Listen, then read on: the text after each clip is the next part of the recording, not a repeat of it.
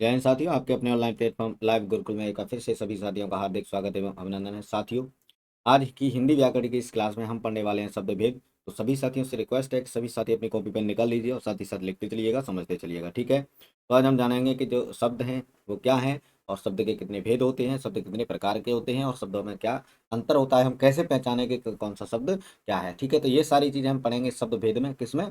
शब्द भेद में। तो ये शब्द भेद के नाम से हम पढ़ रहे हैं। इसका मतलब यह है, इसका शब्द भेद का सीधा सा यह मतलब है साथियों कि जो शब्द हैं वो कैसे हम इनको पहचानेंगे, या शब्द जो है कितने प्रकार के होते हैं, कौन कौन से होते हैं, हम कैसे पहचानेंगे कि कौन सा शब्द कैसा है अगर हमारे सामने कुछ हिंदी में लिखा हुआ है तो। ठीक है, तो इस शब्द भेद को हम जान लेते हैं। तो शब्द भेद को पढ़ने से पहले हम थोड़ी सी बात करेंगे यहाँ शब्द के बारे में कि शब्द क्या है। ठीक है, तो साथियों अगर हम शब्द की बात करें तो जो शब्द होता है ये, तो शब्द जो होता है साथियों, ये जो हमारी भाषा है उसकी सबसे छोटी इकाई है। शब्द जो है भाषा की सबसे छोटी सार्थक इकाई होती है। कैसी होती है? सार्थक इकाई, यानी इसका एक अर्थ होता है। ठीक है, और ये अपने आप में स्वतंत्र होती है। तो इसकी अगर हम अर्थ, अगर हम इसको लिखना चाहें इसकी परिभाषा को, तो ये क्या है? ये भाषा की सबसे छोटी सार्थक और स्वतंत्र इकाई होती है। यानी जो शब्द, शब्द क्या है? शब्द साथियों जो होता है ये शब्द भाषा की, भाषा की सबसे छोटी सार्थक एवं स्वतंत्र इकाई है। ठीक है, स्वतंत्र इकाई है। अब ये तो भाषा के रूप में इसकी जो परिभाषा है वो निकल के आई कि ये जो ये जो शब्द है ये भाषा की सबसे छोटी है, सार्थक है और स्वतंत्र है। सबसे छोटी का मतलब सबसे छोटी होगी, सार्थक का मतलब इसका कोई अर्थ होगा, और ये स्वतंत्र होगी अपने आप। ठीक है, तो ये जो है भाषा की सबसे छोटी सार्थक एवं स्वतंत्र इकाई है। लेकिन ये जो शब्द है बनता कैसे है? तो बनता कैसे? तो बनता है ये साथी, जो शब्द जो है बनता है वर्णों से। किससे बनता है? वर्णों से, ध्वनि से या फिर अक्षरों से। ठीक है, वर्ण, ध्वनि या अक्षर जो है, हम पहले हिंदी व्याकरण की एक जो सबसे पहली जो क्लास है आप उसे देख लेना, उसमें हमने जो है हिंदी वर्णमाला को पढ़ाया है। तो वहाँ पर मैंने जो है इनकी परिभाषाएं सारी चीज़ों की हमने वहाँ बताई हुई हैं, तो आप वहाँ पर ये सारी चीज़ें जा करके देख सकते हैं। ठीक है, हिंदी वर्णमाला की जो पहली क्लास है आप उसको देख लेना, उसमें सारी चीज़ें मिल जाएंगी। यहाँ मैं केवल इतना बता देता हूँ कि जो शब्द है वो होता है भाषा की सबसे छोटी और सार्थक एवं स्वतंत्र इकाई होती है। इसके अलावा ये जो शब्द बनता है ये एक वर्ण या एक से अधिक वर्णों से बनता है। ठीक है, एक या एक से अधिक वर्णों से बना होता है। ठीक है, तो इसको हम कह सकते हैं जो शब्द होता है, शब्द, शब्द तो मैं लिखा हुआ है, मैं यहाँ लिख देता हूँ कि जो शब्द है वो एक या अधिक वर्णों से बनी हुई स्वतंत्र एवं सार्थक ध्वनि होती है। ठीक है, जो वर्ड है, शब्द है, वो क्या है? एक या अधिक, एक या अधिक वर्णों से बनी स्वतंत्र व सार्थक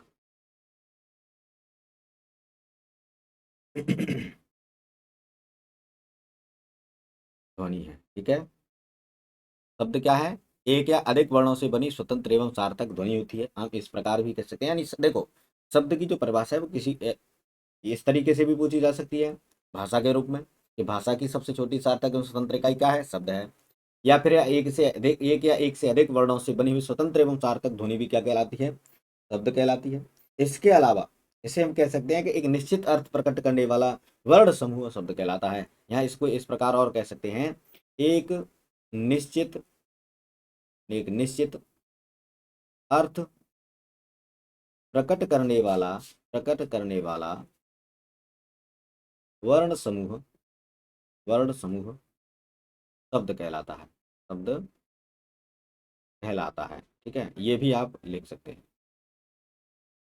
यानी जो शब्द क्या है? शब्द भाषा की सबसे छोटी सार्थक एवं स्वतंत्र इकाई होती है। इसके अलावा एक या एक से अधिक वर्णों से बनी स्वतंत्र एवं सार्थक ध्वनि को भी हम शब्द कहते हैं। इसके अलावा अगर कहें तो एक निश्चित अर्थ प्रकट करने वाला वर्ण समूह शब्द कहलाता है। तो इस प्रकार से ये हम इसकी तीन रूप, तीन जो है परिभाषा इसकी हम यहाँ देखते हैं। ठीक है, तो यह ध्यान रखना, जब शब्द की अगर हम परिभाषा की बात करेंगे तो इसमें ये जो स्वतंत्र और सार्थक है, स्वतंत्र और सार्थक है, ये जरूरी है। क्यों? क्योंकि ये अपने आप में स्वतंत्र होते हैं शब्द जो है उसमें भाषा में, ठीक है। और ये सार्थक भी होते हैं, क्योंकि बिना अर्थ के इनका ये कोई शब्द नहीं होते, बिना अर्थ वाले शब्द नहीं होते हैं, इनका कोई ना कोई अर्थ जरूर होता है, ठीक है। अगर इनका अर्थ नहीं होगा तो उन्हें निरर्थक में ले जाएंगे और वो शब्दों में नहीं आते हैं, ठीक है। तो ये चीज़ें आपने लिख ली होंगी, इसे आप सभी नोट कर लेना। इसे मैं यहाँ से रफ कर देता हूँ, ठीक है, नोट कर लेना या स्क्रीनशॉट ले लेना। मैं यहाँ से इसको रफ कर रहा हूँ, नोट कर लिया होगा सबने, ठीक है। आगे चलते हैं। आगे अब हम देखते हैं कि शब्द भेद, यानी शब्द भेद क्या है, ठीक है। शब्द भेद है शब्दों का एक तरह से शब्दों में अंतर, या शब्दों के एक तरह से प्रकार, ठीक है। यानी शब्दों, अगर हमारे पास दो या दो से अधिक शब्द दिए हुए हैं तो उनमें हम अंतर कैसे करेंगे, जब हमें पता होगा कि कौन सा शब्द कहाँ से बना, कहाँ से इसकी उत्पत्ति हुई, या इसका अर्थ क्या है, या इसका प्रयोग क्या है। इस आधार पर हम शब्दों को बांटते हैं, ठीक है। जो शब्द होते हैं वो कितने तरह के होते हैं, दो तरह के, एक सार्थक होते हैं और एक निरर्थक होते हैं। और यहाँ सार्थक का मतलब क्या होता है साथियों, सार्थक का मतलब होता है जिनका कोई अर्थ निकलता है, जिनका अर्थ हो वो सार्थक होते हैं, और जिनका कोई अर्थ नहीं निकले वो कैसे होते हैं, निरर्थक होते हैं, ठीक है। कैसे होते हैं, निरर्थक होते हैं।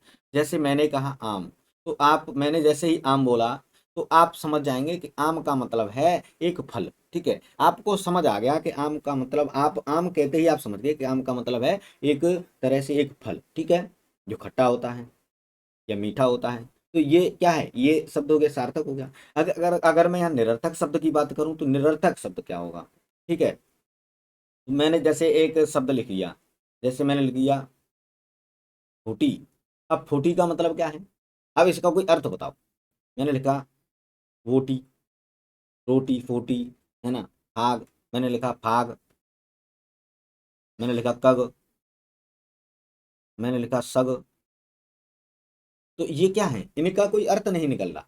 अगर इनका कोई अर्थ नहीं निकल रहा है तो ये कैसे निरर्थक हैं। जिनका हम अर्थ समझ पा रहे हैं, जिन्हें हम समझ पा रहे हैं, वो कैसे हैं, सार्थक हैं, ठीक है। तो जो शब्द होंगे वो दो तरह के होंगे, सार्थक और निरर्थक। तो निरर्थकों का हमारे हिंदी व्याकरण में कोई प्रयोग नहीं है, लेकिन सार्थक शब्दों के साथ हम कभी कभी निरर्थक शब्दों का प्रयोग कर देते हैं, लेकिन उनका भी कोई अर्थ निकल आता है। जब हम सार्थक के साथ उनका प्रयोग करते हैं तो उनको हम समझ जाते हैं कि इसका क्या कहने का मतलब क्या है, ठीक है। तो हम यहाँ पढ़ेंगे केवल सार्थक, क्या पढ़ेंगे, केवल और केवल सार्थक शब्दों को पढ़ेंगे। सार्थक शब्दों को देखेंगे ये कितने प्रकार के होते हैं, क्योंकि निरर्थक का तो कोई प्रकार ही नहीं होता, निरर्थक का तो कोई मतलब ही नहीं है व्याकरण में यूज का, ठीक है। तो आइए देखते हैं। अगर हम सार्थक शब्दों की बात करें तो ये जो सार्थक शब्द होते हैं हम चार आधारों पर इनका वर्गीकरण कर देते हैं, ठीक है। सार्थक जो शब्द हैं इनका वर्गीकरण हम कितने आधारों पर करते हैं, चार आधारों पर। पहला जो आधार है वो है उत्पत्ति या स्रोत के आधार पर, उत्पत्ति या स्रोत के आधार पर, या इतिहास के आधार पर। यानी इनकी उत्पत्ति कहाँ से हुई, इनका स्रोत क्या है, इनका इतिहास क्या है, शब्दों का जो शब्द हैं उनकी उत्पत्ति कहाँ से हुई, स्रोत क्या है और इतिहास क्या है, इस आधार पर हम इनका वर्गीकरण कर देंगे, इन्हें बांट देंगे। इसके अलावा कुछ शब्द ऐसे होते हैं जो जिनकी व्युत्पत्ति की जाती है, यानी जो बनाए जाते हैं। व्युत्पत्ति का मतलब होता है रचना करना या बनाना, या, ठीक है। यानी इन्हें हम क्या करते हैं, इन्हें बनाते हैं, रचना होती है इनकी। तो इस रचना या बनावट या व्युत्पत्ति के आधार पर भी हम इनका वर्गीकरण देखते हैं। इसके अलावा जो हमारे शब्द हैं उनमें अर्थ के आधार पर भी हम इनका वर्गीकरण कर देते हैं, ठीक है।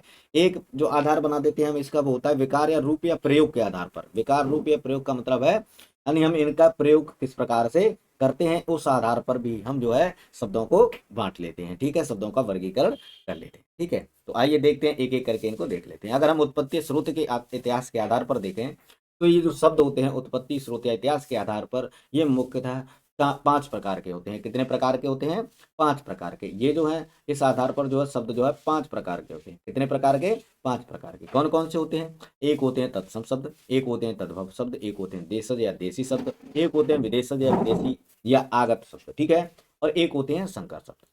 अब होते क्या है ये तो देख लेते हैं। ये जैसे मान लो मैं बात कर रहा हूँ तत्सम शब्दों की, तो तत्सम शब्द क्या है, तो जो तत्सम शब्द हैं, ये जो शब्द हैं ये संस्कृत शब्द होते हैं। कैसे होते हैं, संस्कृत भाषा के शब्द होते हैं, संस्कृत भाषा के शब्द होते हैं ये तत्सम शब्द, ठीक है।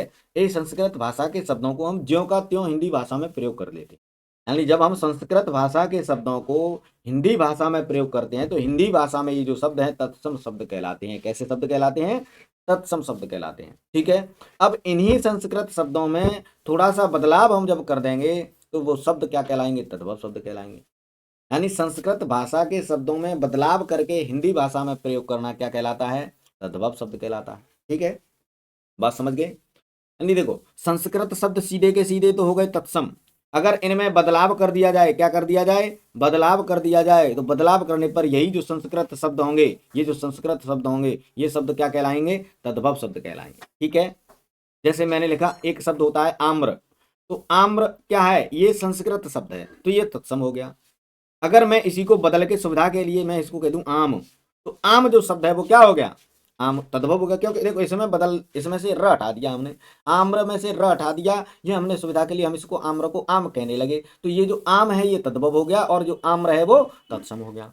एक होते हैं देशज शब्द, देशज या देसी शब्द का मतलब होता है जो हमारे केवल हमारे ही देश में है, जो केवल हमारे ही देश में है, उन शब्दों को कहते हैं देशज शब्द, यानी जो हमारे देश की भाषाओं से लिए गए हैं या हमारे ही देश के शब्द हैं वो देशज शब्द कहलाएंगे। ठीक है, और जो शब्द हमारे देश के नहीं है, जो विदेशों से लिए गए हैं, उन शब्द विदेशी भाषाओं से लिए गए हैं, उन्हें कहते हैं विदेशज शब्द। क्या कहते हैं, विदेशज शब्द। इतना समझ पा रहे हैं, यानी ऐसे शब्द जो देश की भाषाओं से, जो देश की भाषाओं से लिए गए हैं, जो हमारे देश की भाषाएं हैं, जो हमारे देश की भाषाएं हैं, उन भाषाओं से जो शब्द हैं वो तो क्या है, वो देसी हैं। जो स्थानीय बोली होती है, स्थानीय भाषा होती है, वो जो होते हैं वो क्या होते हैं, देसी शब्द होते हैं। लेकिन जो विदेशी भाषाओं से लिए गए हैं उन्हें क्या कहेंगे, विदेशज शब्द या आगत शब्द। ठीक है, विदेशज, विदेशी या आगत शब्द कहते हैं जो विदेशी भाषाओं से लिए गए हैं। जो हमारे देश की भाषाओं से लिए गए हैं, जो स्थानीय बोलियों से लिए गए हैं, उपभाषाओं से लिए गए हैं, क्षेत्रीय भाषाओं से लिए गए हैं, उन्हें हम देसी शब्द कहेंगे। क्या कहेंगे, देसी शब्द कहेंगे। तो इतनी बात समझ में आ गई होगी। अब बात आती है संकर शब्दों की, कि संकर शब्द क्या होते हैं। ठीक है, यानी एक प्रकार इतिहास के आधार पर संकर भी होता है। तो संकर क्या होते हैं साथियों, तो संकर ऐसे शब्द होते हैं जो दो भाषाओं के योग से, दो भाषाओं का जब योग होता है, तो दो भाषाओं का योग से जो हम इनको संकर शब्द बनाते हैं, दो भाषाओं के योग से संकर शब्द बनते हैं। ठीक है, बात समझ पा रहे होंगे। जैसे देशज शब्द, जैसे मैंने शब्द कह दिया, एक शब्द होता है लोटा, है ना, जैसे पगड़ी, लोटा, पगड़ी, ये केवल एक क्षेत्र में बोले जाते हैं, और ये हमारे देश के ही शब्द हैं, देसी भाषाओं के शब्द हैं, तो इन्हें हम क्या कहते हैं, देशज शब्द। अब विदेशज शब्द की अगर हम बात करें कि विदेशज शब्द, जैसे मैंने एक शब्द कह दिया, मैंने एक शब्द लिख दिया ऑफिस। ऑफिस जो है क्या है, इंग्लिश शब्द है। इंग्लिश क्या है, हमारे देश की भाषा नहीं है, ये विदेशी भाषा है, विदेश से आई है, तो इसे क्या कहेंगे हम, विदेशज शब्द या फिर आगत शब्द। क्या कहेंगे, आगत शब्द या विदेशी शब्द। बात समझ रहे हैं। जैसे एक एक शब्द हो गया संकर। अब संकर शब्द कौन से होंगे, मैंने कहा कि संकर शब्द जो है दो जो है शब्दों से बनते हैं, दो भाषाओं के शब्दों से जब हम योग कर देते हैं उनको तब बनते हैं। ठीक है, तो कैसे बनते हैं, जैसे मैंने एक शब्द लिख दिया, जैसे मैंने लिख दिया पूंजीपति, पूंजीपति। अब पूंजीपति में क्या है, इसमें दो शब्द हैं, एक पूंजी और एक पति, एक पूंजी और एक पति, जिसमें एक शब्द जो है तुम्हारा हिंदी का है और एक शब्द संस्कृत का है, तो इसे क्या कहेंगे हम, संकर शब्द। क्या कहेंगे, संकर शब्द। जैसे मैंने एक शब्द लिख दिया रेलगाड़ी, क्या शब्द लिख दिया, रेलगाड़ी। अब रेलगाड़ी में जो रेल है वो इंग्लिश वर्ड है, और जो गाड़ी है वो हिंदी वर्ड है, तो अंग्रेजी और हिंदी के वर्डों को मिला करके हमने जो है शब्दों को मिला करके हमने एक शब्द बना दिया रेलगाड़ी, तो ये क्या हो गया, संकर शब्द हो गया। क्या हो गया, संकर शब्द हो गया। बात समझ में आ रही है। ठीक है, तो ये क्या है यहाँ, संकर शब्द जो होंगे दो भाषाओं के शब्दों के योग से बनाए जाएंगे। विदेशी शब्द विदेशी भाषाओं से लिए जाएंगे, देशज शब्द देसी भाषाओं के होंगे, तद्भव शब्द संस्कृत भाषाओं में बदलाव करके बनाए गए शब्द होंगे, और तत्सम शब्द संस्कृत भाषा के ही शब्द होंगे जिन्हें हम हिंदी में यूज करते हैं। ठीक है, तो इस प्रकार से हमने यहाँ पर उत्पत्ति या स्रोत के आधार पर जो है शब्दों का वर्गीकरण यहाँ पर हमने देख लिया। ठीक है, आगे चलते हैं। आगे हम देखते हैं व्युत्पत्ति, रचना या बनावट के आधार पर। तो इस आधार पर अगर हम शब्दों के भेद देखें तो ये तीन प्रकार के कैसे होते हैं, कितने प्रकार के होते हैं, तीन। एक होते हैं रूढ़ शब्द, एक होते हैं यौगिक शब्द, और एक होते हैं योग रूढ़ शब्द। ठीक है, एक रूढ़, एक यौगिक, और एक होते हैं योग रूढ़ शब्द। ठीक, अब यहाँ बात करते हैं रूढ़ शब्दों की, कि रूढ़ शब्द क्या होते हैं, जो रूढ़ शब्द होते हैं वो क्या होते हैं। ठीक है, तो रूढ़ शब्द का मतलब होता है ऐसे शब्द जो एक विशेष अर्थ प्रकट करते हैं, एक अर्थ विशेष अर्थ देते हो, या एक विशेष वस्तु के लिए प्रयोग होते हो, उन्हें हम रूढ़ शब्द कहते हैं। तो रूढ़ शब्द क्या कहलाएंगे, ऐसे शब्द जो एक अर्थ विशेष या एक विशेष वस्तु के लिए प्रयोग होते हैं, एक अर्थ विशेष या वस्तु विशेष, वस्तु विशेष के लिए प्रयोग, तो वो शब्द क्या कहलाएंगे? रूढ़ शब्द कहलाएंगे। यानी एक विशेष अर्थ के लिए जब ये प्रयोग होते हैं तो ये रूढ़ शब्द कहलाते हैं, या फिर किसी वस्तु विशेष के लिए प्रयोग होते हैं तब ये रूढ़ शब्द कहलाते हैं। जैसे मैंने एक शब्द लिख दिया यहाँ पर, जैसे मैं यहाँ एक शब्द लिखता हूँ, मैं शब्द लिखता हूँ जैसे फूल। अब फूल शब्द लिखता हूँ तो ये रूढ़ हो गया, क्योंकि इससे हमें पता चल रहा है कि फूल क्या है। फूल जैसे ही आते ही आप पता लगा लोगे कि जब फल बनता है तो उससे पहले जो आता है वो क्या होता है? फूल होता है। क्या होता है? फूल होता है। तो उससे समझ जाओगे। जैसे मैंने एक शब्द लिख दिया कुर्सी, कुर्सी। अब कुर्सी शब्द लिखते ही आप समझ जाओगे कुर्सी का मतलब होता है एक या तो लोहे की या किसी भी वस्तु की चार पैरों वाली, जिस पर बैठा जाता है। ठीक है, जिस पर बैठा जाता है, आप अपने आप समझ पाओगे। ठीक है। अब जो अब बात आती है यौगिक की, तो यौगिक का मतलब होता है कि इसमें क्या होता है, यौगिक शब्दों में ये जो शब्द बनाए जाते हैं इनमें कुछ चीजें जोड़ करके। यौगिक का मतलब होता है, देखो यौगिक का सीधा मतलब है जुड़ना। यौगिक का मतलब है योग होना। यौगिक का मतलब क्या है? योग होना। यानी इन शब्दों में ये जो शब्द हैं, एक रूढ़ शब्द जो होगा उसमें कुछ हम जोड़ देंगे तो उससे यौगिक शब्द बन जाएंगे। क्या बन जाएंगे? यौगिक शब्द बन जाएंगे। ठीक है। यानी जब हम दो शब्दों को मिलाएंगे या किसी शब्द में कुछ जो है कोई उपसर्ग जोड़ देंगे, प्रत्यय जोड़ देंगे, यानी कुछ अक्षर जोड़ देंगे तो उनसे क्या बन जाएंगे? यौगिक शब्द बन जाएंगे। क्या बन जाएंगे? यौगिक शब्द बन जाएंगे। तो यौगिक शब्द का सीधा मतलब क्या निकला? यौगिक शब्द का मतलब निकला कि यहाँ दो या दो से अधिक शब्द मिल जाएं, है ना। यौगिक का मतलब क्या हो गया? दो या अधिक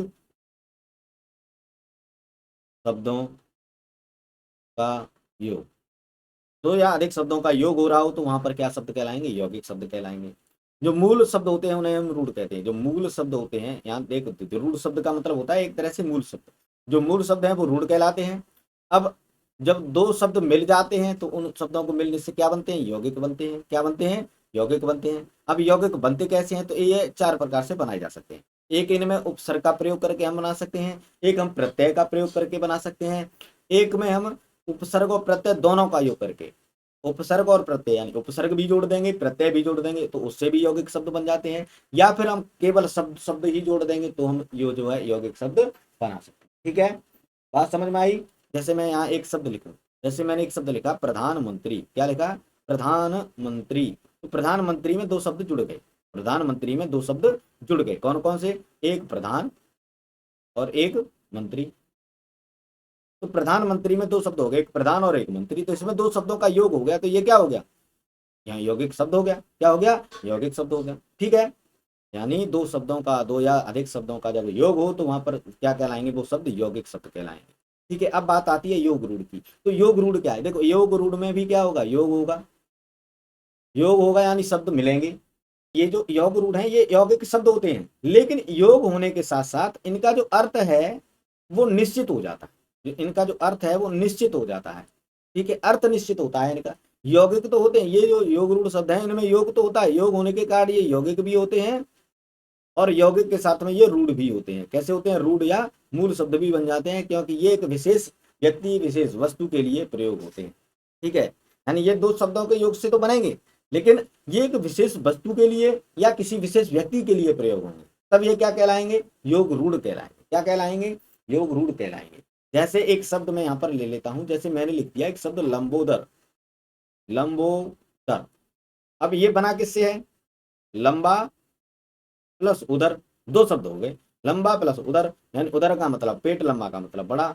बड़ा पेट जिनका है उन्हें हम क्या कहते हैं? गणेश। तो जो लंबोदर शब्द आता है, हमेशा जैसे ही लंबोदर आएगा आप समझ जाओगे कि हम किसकी बात कर रहे हैं, हम गणेश जी की बात कर रहे हैं। तो यहाँ पर ये जो लंबोदर शब्द है, दो शब्दों का योग हो गया, यानी ये यौगिक भी हो गया और ये रूढ़ भी हो गया, क्योंकि व्यक्ति के लिए प्रयोग हो रहा है, गणेश जी के लिए प्रयोग हो रहा है लंबोदर, और किसी के लिए हम लंबोदर शब्द का प्रयोग नहीं करते। यहाँ पर बात समझ में आ रही है?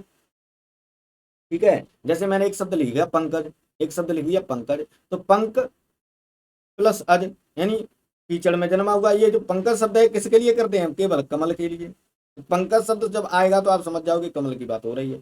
तो ये कमल के लिए केवल प्रयोग हो रहा है, तो ये कैसा हो गया? शब्द योग रूढ़ हो गया। यानी ये दो शब्दों से मिलकर भी बना है और इसका एक विशेष वस्तु, विशेष व्यक्ति के लिए भी इसका प्रयोग हो रहा है। ठीक है, एक विशेष अर्थ में इसका प्रयोग हो रहा है, तो ये क्या हो गया? योग रूढ़ हो गया। बात समझ में आई? तो व्युत्पत्ति या रचना के आधार पर तीन प्रकार के होते हैं, कौन कौन से? रूढ़, यौगिक और योग रूढ़। रूढ़ कौन से हो गए? जो मूल शब्द हैं, जो किसी व्यक्ति या वस्तु के लिए, किसी विशेष अर्थ के लिए या विशेष वस्तु के लिए इनका प्रयोग होता है, तो ये रूढ़ होते हैं, इन्हीं को मूल शब्द कहते हैं। और जो यौगिक होते हैं वो दो या अधिक वर्ण शब्दों से मिलकर बनते हैं, और जो योग रूढ़ होते हैं वो यौगिक भी होते हैं और यौगिक के साथ रूढ़ भी होते हैं, क्योंकि इनका जो अर्थ है कि विशेष रूप में प्रयोग जो जो इनका जो अर्थ है वो निश्चित होता है। इनका जो योग रूढ़ शब्द होते हैं इनका अर्थ भी निश्चित होता है, तो ये योग रूढ़ कहलाते हैं। ठीक है, तो इतनी सी इस बात समझ में आ गई होगी सबकी में। ऐसा कोई है जिसकी समझ में नहीं आई हो? आगे चलते हैं, आगे देखते हैं अर्थ के आधार पर। अर्थ के आधार पर जो शब्द हैं वो हम यहाँ पर बांट देते हैं 6 प्रकार से।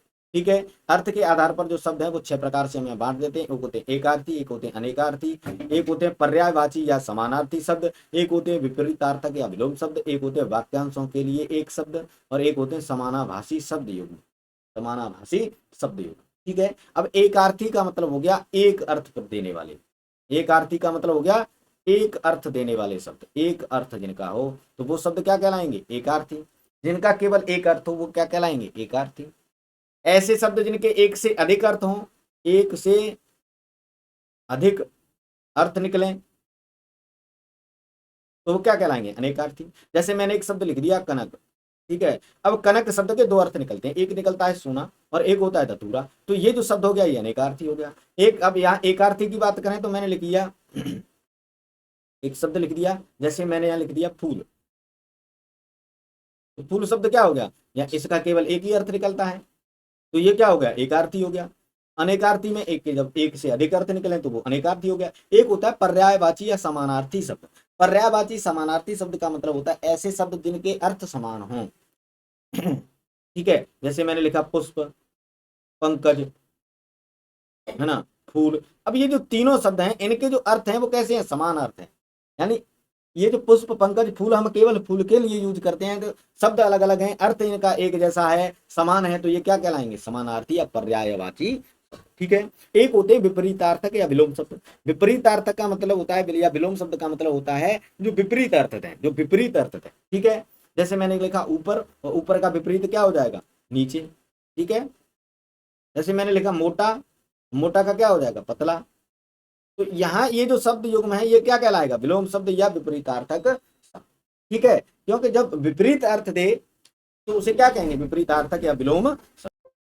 विपरीतार्थक समझ में आ गए होंगे। विपरीतार्थक का मतलब क्या होता है? ऐसे शब्द जो विपरीत अर्थ प्रकट करें वो विपरीतार्थक शब्द कहलाएंगे। ठीक है, अब आता है वाक्यांशों के लिए एक शब्द। वाक्यांशों के लिए एक शब्द का मतलब हो गया, यानी जब हम अधिक से अधिक विचारों की अभिव्यक्ति करें, यानी अधिक से अधिक शब्द लिखें और उनके लिए हम जब एक शब्द का प्रयोग करें, तब हम उसे क्या कहते हैं? वाक्यांशों के लिए एक शब्द। वाक्यांशों के लिए एक शब्द। ठीक है, जैसे हम एक शब्द लिखते हैं कि जो ईश्वर को न मानता हो, ईश्वर को न मानने वाला, ईश्वर को न मानने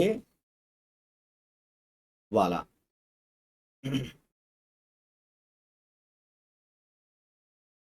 ईश्वर को न मानने वाला। अब यहाँ देखो ये बात आ रही है, यहाँ ईश्वर को न मानने वाला, ये अधिक से अधिक शब्द हैं, यानी अधिक शब्द हैं। अब इनके लिए देखो अगर कोई व्यक्ति है और जो ईश्वर को नहीं मानता है तो हम उसे क्या कहेंगे? हम कहेंगे यार ये ईश्वर को नहीं मानता है, तो ये हमने कहा का ज्यादा शब्दों का प्रयोग करा। अब इन ज्यादा की वजह केवल हम इसकी जगह एक ही शब्द का प्रयोग करते हैं तो वो क्या कहलाएंगे? वाक्यांशों के लिए एक शब्द। जैसे हम इसको कहते हैं नास्तिक। क्या कहते हैं? नास्तिक। अगर हम कहते हैं कि ये तो नास्तिक है, तो नास्तिक का मतलब क्या होता है? ईश्वर को न मानने वाला, है ना। तो ईश्वर को न मानने वाला क्या हो गया? नास्तिक हो गया। तो यहाँ अनेक शब्दों के लिए या वाक्यांशों के लिए जब हम एक शब्द का प्रयोग करते हैं तो हम क्या उसे क्या कहते हैं? वाक्यांशों के लिए एक शब्द। ठीक, अब बात आती है समानाभासी शब्द युग्म। समानाभासी शब्द युग्म का मतलब होता है शब्द होंगे दोनों, दो शब्द होंगे एक जैसे लग रहे होंगे, इनका आभास लग रहा होगा कि ये शब्द एक जैसे हैं, लेकिन इनका जो है अर्थ जो होगा वो अलग अलग होगा। यानी शब्द देखने में एक जैसे लग रहे होंगे लेकिन इनके जो अर्थ होंगे वो कैसे होंगे? भिन्न होंगे। कैसे होंगे? भिन्न होंगे। बात समझ में आ रही है ना। जैसे मैं एक शब्द लिखता हूँ, मैं यहाँ एक शब्द लिखता हूँ अंश, है ना, और एक लिखता हूँ अंश, तो इन दोनों में क्या है? देखने में एक जैसे लग रहे हैं लेकिन इनका जो अर्थ है वो कैसा हो जाएगा? भिन्न हो जाएगा। कैसा हो जाएगा? भिन्न हो जाएगा। तो ये शब्द कैसे कहलाएंगे? समानभाषी शब्द युग्म। समानभाषी शब्द युग्म। ठीक है, बात समझ में आ गई। यानी समान आभास हो, उच्चारण करने में समान लगे लेकिन उनका अर्थ कैसा होगा? अलग अलग होगा तो वो समानभाषी कहलाएंगे। जब अनेक शब्दों के लिए हम एक शब्द प्रयोग करें तो उसे हम वाक्यांशों के लिए एक शब्द कहेंगे। जब विपरीत अर्थ निकले तो उन्हें हम विलोम शब्द या विपरीतार्थक। जब अनेक शब्दों का, जैसे कई सारे शब्द हैं, उनका अर्थ समान हो तो वो पर्यायवाची या समानार्थी। जब एक शब्द के अनेक अर्थ निकले तब वहां पर उसे कहते हैं अनेकार्थी, और जो एक शब्द का एक ही अर्थ हो तो उसे हम कहते हैं एकार्थी शब्द। तो अर्थ के आधार पर हम इस प्रकार से 6 भागों में हम शब्दों को बांटते थे। ठीक है, अब बात करते हैं साथियों हम आगे विकार या रूप या प्रयोग के आधार पर शब्दों का वर्गीकरण यहाँ पर देख लेते हैं। अगर प्रयोग के आधार पर हम इनका वर्गीकरण देखें तो ये 2 प्रकार के होते हैं, एक होते हैं विकारी और एक होते हैं साथियों अविकारी। एक होते हैं विकारी और एक होते हैं अविकारी। अब यह विकारी का मतलब क्या है? विकारी का सीधा मतलब होता है यानी ऐसे शब्द जिन पर लिंग वचन और काल का कारण, जिन पर ये सॉरी जिनमें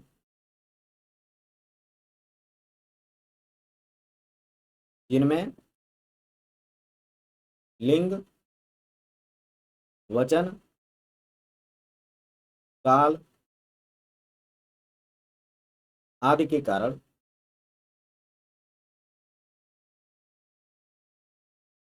परिवर्तन आए, परिवर्तन हो, वो क्या कहलाएंगे? विकारी कहलाएंगे। देखो विकारी का मतलब, विकार का सीधा मतलब होता है परिवर्तन। विकार का सीधा मतलब क्या निकलता है यहाँ पर? परिवर्तन।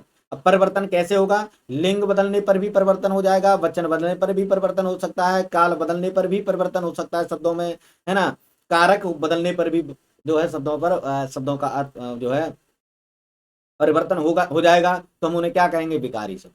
यानी ऐसे शब्द जिनमें लिंग वचन काल आदि के कारण परिवर्तन हो जाए उन्हें हम क्या कहेंगे? विकारी शब्द। और जिनमें परिवर्तन नहीं हो, जिनमें परिवर्तन परिवर्तन नहीं हो नहीं हो, वो क्या कहलाएंगे साथियों? अविकारी शब्द। जिनमें परिवर्तन हो जाए लिंग वचन के कारण, तो लिंग वचन और काल के परिवर्तन के कारण अगर परिवर्तन हो रहा है तो विकारी, और जिनमें लिंग वचन या काल आदि के परिवर्तन के कारण भी परिवर्तन नहीं हो रहा तो वो क्या कहलाएंगे? अविकारी शब्द। ठीक है, तो विकारी कितने होते हैं? विकारी शब्द हमारे होते हैं 4। कितने होते हैं? 4। कौन कौन से? एक होता है संज्ञा, एक होता है सर्वनाम, एक होता है क्रिया और एक होता है विशेषण।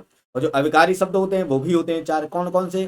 क्रिया विशेषण, संबंध बोधक, समुच्चय बोधक और विस्मयादि बोधक। ठीक है, संज्ञा क्या है? संज्ञा वे शब्द होते हैं जो किसी व्यक्ति विशेष, व्यक्ति वस्तु स्थान या भाव के नाम के रूप में प्रयोग होते हैं। संज्ञा का सीधा मतलब है नाम। संज्ञा का मतलब है एक तरह से नाम। ये नाम किसका हो सकता है? किसी का भी हो सकता है। यानी इस दुनिया में, इस वर्ल्ड में जो जो भी चीजें अवेलेबल है उनके सभी के जो नाम होंगे वो क्या कहलाएंगे? संज्ञा कहलाएंगे। ठीक है, सभी चीजों के नाम क्या कहलाएंगे? सभी वस्तुओं के, सभी व्यक्तियों के, है ना, सभी स्थानों के, या हमारे अंदर जो उठने वाले एक तरह से जो भावनाएं हैं उन भावनाओं के नाम भी, भावों के नाम भी क्या कहलाते हैं? संज्ञा कहलाते हैं। यानी जो चीज हमने देखी है या नहीं देखी लेकिन उनके नाम है तो वो संज्ञा है। तो एक प्रकार से संज्ञा हम क्या कह सकते हैं कि नाम ही संज्ञा है। जो नाम है वही क्या है? संज्ञा है। वो किसी का भी हो, कैसे कुछ भी हो। ठीक है, अब सर्वनाम क्या है? जो इन नामों के स्थान पर प्रयोग होते हैं वे शब्द क्या कहलाते हैं? सर्वनाम कहलाते हैं। क्या कहलाते हैं? सर्वनाम कहलाते हैं।